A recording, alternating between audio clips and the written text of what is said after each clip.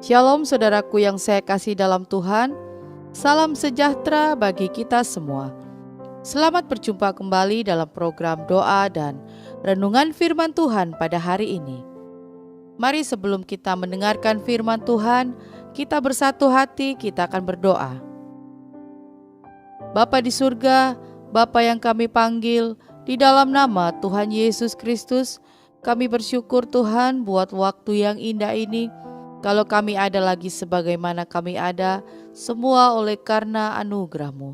Saat ini Tuhan, kami akan mendengarkan firman-Mu.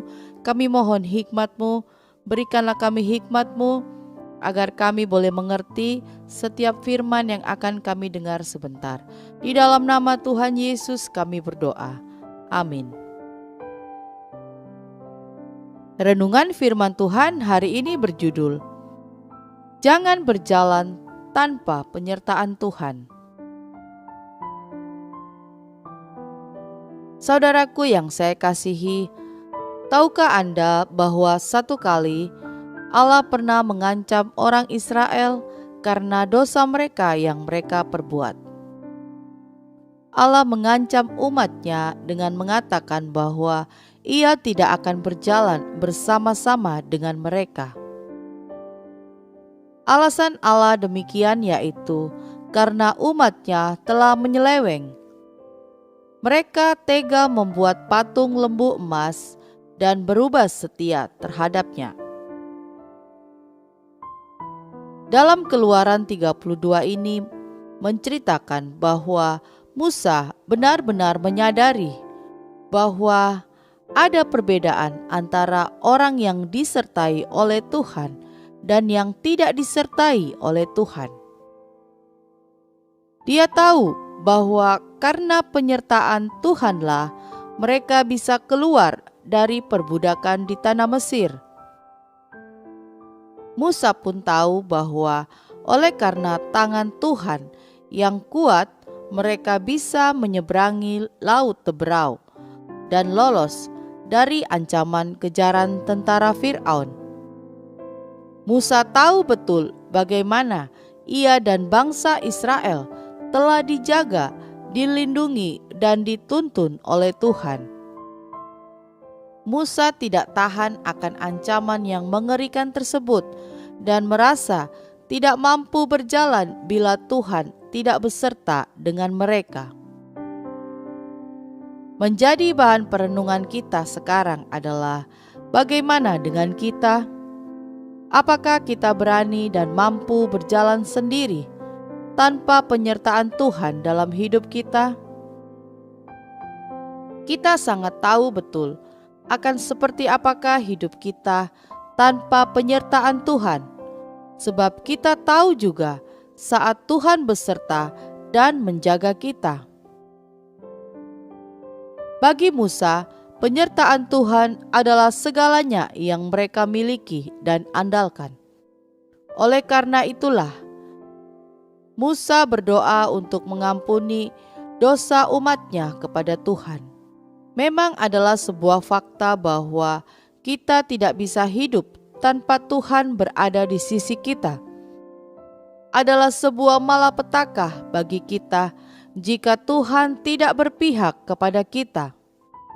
Bagaimana nasib dan keadaan kita kelak jika Tuhan tidak menyertai kita? Di Alkitab mengatakan Musa mengurung niatnya untuk berangkat berjalan jika Tuhan tidak membimbing mereka. Saudaraku yang saya kasihi, adalah sebuah perjalanan yang sia-sia dan kosong jika kita kehilangan penyertaan Tuhan atas kita. Di dalam menjalani hidup ini pasti akan ada banyak tantangan dan masalah yang bisa mendatangi dan meruntuhkan kita. Namun jika Tuhan beserta, kita bisa melaluinya. Walau banyak harta, kesenangan, kebahagiaan, namun jika tiada Tuhan di dalamnya, semua itu akan terasa hampa dan kering.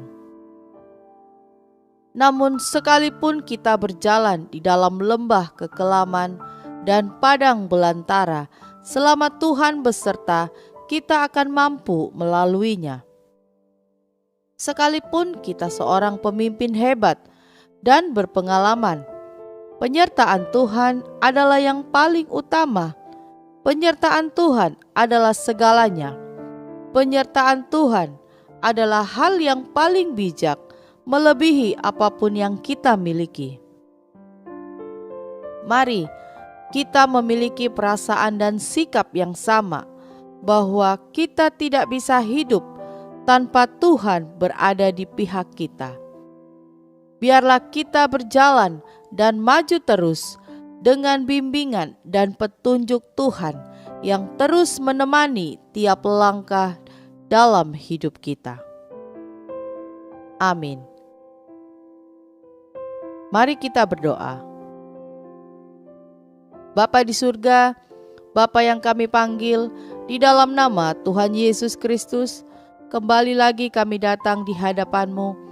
Kami berterima kasih untuk firman-Mu yang telah kami dengar saat ini, yang sudah menguatkan kami. Kami perlu penyertaan-Mu dalam hidup kami. Ajarkan kami Tuhan untuk selalu dapat senantiasa mengandalkan Engkau dalam hidup ini. Karena tanpa Tuhan kami tidak akan mampu, tanpa Tuhan kami tidak akan sanggup.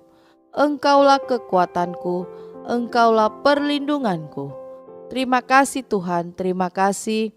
Ya Tuhan, saat ini kami bersyukur dan berterima kasih untuk penyertaan-Mu, perlindungan-Mu bagi kami dan keluarga kami. Terima kasih atas semua yang sudah Engkau kerjakan bagi kami di sepanjang hari ini. Kami percaya segala sesuatu yang terjadi di hari ini adalah atas kehendak Tuhan. Kami percaya Tuhan, Engkau sudah mengerjakan yang terbaik bagi kami di hari ini. Dan ampunilah akan kesalahan kami Tuhan, kalau sekiranya di sepanjang hari ini kami ada berbuat salah, baik sengaja maupun tidak sengaja. Ampuni kami Tuhan, layakkan kami, kuduskan kami, agar kami boleh layak lagi untuk menghampiri tahta-Mu yang kudus. Ya Tuhan, saat ini kami berdoa untuk saudara kami yang dalam keadaan tubuh yang lemah atau sakit, baik yang ada di rumah sakit maupun di rumah. Kami bersatu hati, kami berseru memanggil nama-Mu. Tuhan Yesus, Engkau tahu segala kelemahan tubuh anak-anak-Mu. Kami mohon belas kasihan-Mu, sembuhkanlah anak-anak-Mu, Engkau jamah dan pulihkanlah.